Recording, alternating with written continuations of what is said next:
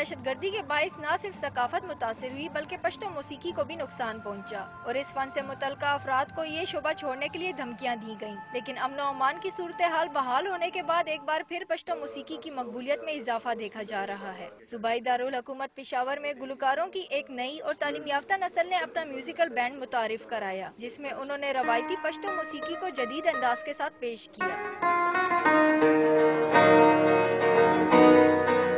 पश्तो में ये नहीं कि रबाब, बाजा या तबला यही प्ले हो सकता है, इसमें गिटार्स भी प्ले हो सकते हैं, ड्रम्स भी हो सकते हैं और पूरी दुनिया को बताना हम चाह रहे हैं कि पश्तो में इंग्लिश वेस्ट भी इंक्लूड हो सकता है। पेशावर यूनिवर्सिटी से ताल्लुक़ रखने वाले नौजवान मौसीकारों का कहना है कि वो अपनी मौसीकी के जरिए दुनिया को बताना चाहते हैं कि पुख्तून शिद्दत पसंद नहीं बल्कि पुरअमन कौम है और मौसीकी से मोहब्बत करते हैं।